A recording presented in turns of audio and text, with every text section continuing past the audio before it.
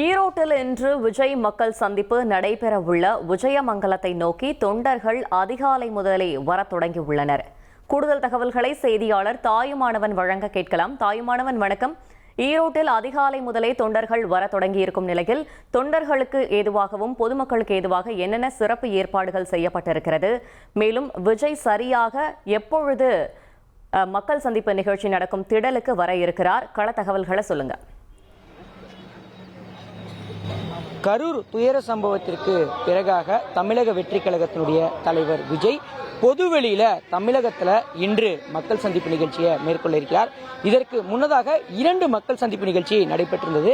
காஞ்சிபுரத்துல உள்ளரங்கமாகவும் புதுச்சேரியை பொறுத்தமட்டில் வெளியரங்கமாகவும் இந்த நிகழ்ச்சி என்பது நடைபெற்றிருந்த சூழல்ல தமிழகத்துல விஜயனுடைய மக்கள் சந்திப்பு நிகழ்ச்சியை பொதுவெளியில் நடத்துவதற்கு காவல்துறை அனுமதி அளித்திருக்கக்கூடிய சூழலில் தற்போது ஈரோட்டில் இந்த மக்கள் சந்திப்பு நிகழ்ச்சியானது நடைபெற இருக்கிறது. நிபந்தனைகளோடு தற்போது இந்த நிகழ்ச்சி என்பது நடைபெற இருக்கிறது.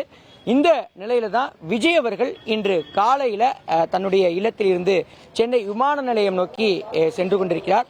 விமான நிலையத்தில் இருந்து அவர் தனி விமானம் மூலமாக கோவைக்கும், அதன் பிறகாக கோவையிலிருந்து கார் மூலமாக இந்த நிகழ்ச்சி நடைபெறக்கூடிய ஈரோடு பெருந்துறை அடுத்த விஜயமங்கலம் பகுதியில் இருக்கக்கூடிய அந்த திடலுக்கு வருகை தர இருக்கிறார். இந்த திடல்ல நேற்று இரவே விஜய் அவர்களுடைய அந்த பரப்புரை வாகனம் என்பது இங்கே நிறுத்தி வைக்கப்பட்டிருக்கிறது. இந்த நிலையில தான் ஏராளமான தொண்டர்கள் காலை முதலே கூடிய வண்ணம் இருக்கிறாங்க. சாரசாரையாக பெண்கள் அதே போல தொண்டர்கள் இங்கே வருகை தந்திருப்பதை பார்க்க முடிகிறது. ஈரோடு மட்டுமல்லாம கோவை, திருப்பூர், கரூர், ஈரோடு உள்ளிட்ட அண்டை மாவட்டங்களில் இருந்து ஏராளமானோர் இங்கே வந்திருக்கக்கூடிய காட்சிகளை நம்மால நேரடியா பார்க்க முடிகிறது. குறிப்பா இந்த திடல் அமைந்திருக்கக்கூடிய பகுதி என்பது ஒரு பிரதானமான இடம். கோவை சேலம் தேசிய நெடுஞ்சாலையில விஜயமங்கலம் என்ற பகுதியில இந்த திடல் என்பது அமைந்திருக்கிறது. வரக்கூடிய தொண்டர்களால தேசிய நெடுஞ்சாலையில போக்குவரத்து நெரிசல் ஏற்படாமல் இருப்பதற்காக காவல்துறையினர் 1500க்கும் மேற்பட்டோர் குவிக்கப்பட்டு கடுமையான பாதுகாப்பு பணியில ஈடுபடுத்தப்பட்டிருக்கிறாங்க. 16 ஏக்கர் நிலம் கொண்ட பகுதி திடல் என்பது உருவாக்கப்பட்டு தற்போது இந்த திடல்ல 500 பேர் வீதம் ஆங்காங்கே தடுப்புகள் அமைக்கப்பட்டு பொதுமக்கள் தொண்டர்கள் அமருவதற்கு நின்று கொண்டு அந்த நிகழ்ச்சியை பார்ப்பதற்கு ஏற்பாடு என்பது இங்கே செய்யப்பட்டிருக்கிறது. விஜய் அவருடைய பரப்புரை வாகனத்தை சுற்றி 10,000 தொண்டர்கள், 25,000 மக்கள் கூடக்கூடிய வகையில ஆங்காங்கே தடுப்புகள் அமைத்து இங்கே பாதுகாப்பு பணி என்பது மேற்கொள்ளப்பட்டிருக்கிறது. காவல்துறை பல்வேறு நிபந்தனைகளோடு வழிகாட்டுதல் என்பதை வழங்கியிருக்கிறாங்க.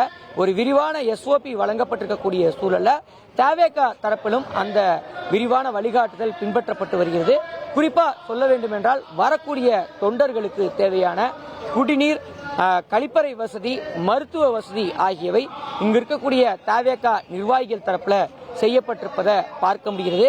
அதே சமயம் விஜயினுடைய இந்த நிகழ்ச்சி என்பது காலை 11 மணியிலிருந்து 1 மணி வரைக்கும் நடத்த அனுமதி என்பது வழங்கப்பட்டிருக்கக்கூடிய ஒரு சூழல்ல 11 மணிக்குள்ளாக விஜய் அவர்கள் கார் மூலமாக கோவையிலிருந்து புறப்பட்டு இங்கே வருகை தருவார் என எதிர்பார்க்கப்படுகிறது.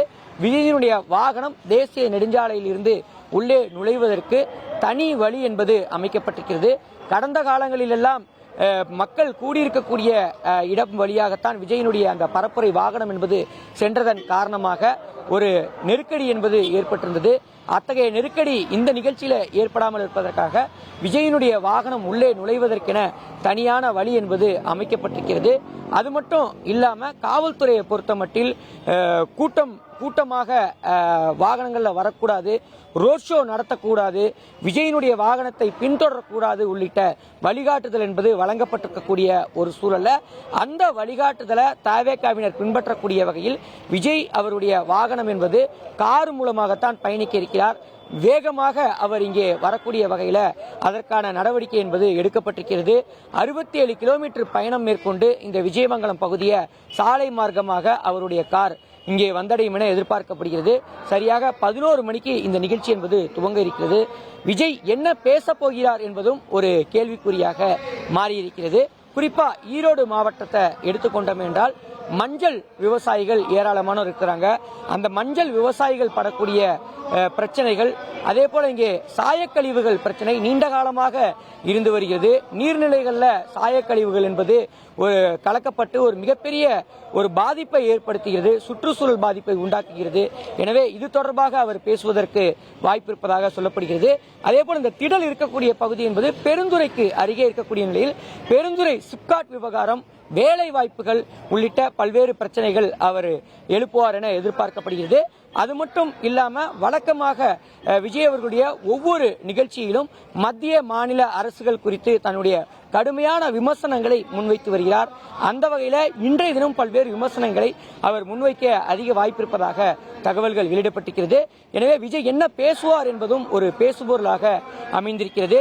கரூர் துயர சம்பவத்திற்கு பிறகாக நடைபெறக்கூடிய நிகழ்ச்சி, குறிப்பா பொதுவெளியில தமிழகத்தில் நடைபெறக்கூடிய விஜயனுடைய மக்கள் சந்திப்பு நிகழ்ச்சி என்பதால அசம்பாவிதம் ஏற்படாத வகையில தவேக நிர்வாகிகள் ஒரு விரிவான ஏற்பாடுகளை செஞ்சிருக்கிறாங்க. இங்கு வரக்கூடிய தொண்டர்கள் 25,000 பேர் கூடுவதற்கு இங்கே விரிவான ஏற்பாடு செய்யப்பட்டிருக்கிறது. இட நெருக்கடி மற்றும் நெருக்கடி ஏற்படாமல் இருப்பதற்காக, தொண்டர்களிடையே நெருக்கடி ஏற்படாமல் இருப்பதற்காக அவசரகால வழிகள் இங்கே அமைக்கப்பட்டிருக்கிறது. ஒரு இடத்திலும் ஒரு 500 பேர் வீதம் கூடக்கூடிய வகையில் பெட்டி பெட்டிகளாக பல்வேறு அடுக்குகள் அமைக்கப்பட்டு தடுப்புகள் போடப்பட்டு பாதுகாப்பு பணிகள் என்பது முழுவீச்சில் மேற்கொள்ளப்பட்டிருப்பதை பார்க்க முடிகிறது. அருகாமையில் தேசிய நெடுஞ்சாலை ஒட்டி இருக்கக்கூடிய அந்த திடலுக்கு அருகாமையிலேயே ஒரு விரிவான கார் பார்க்கிங் மற்றும் 2 சக்கர வாகன நிறுத்துமிடம் என்பது அமைக்கப்பட்டிருக்கிறது. காலை முதலே ஏராளமான தொண்டர்கள் தங்களுடைய வாகனங்களை நிறுத்திவிட்டு இங்கே வருகை தந்த வண்ணம் இருக்கிறாங்க.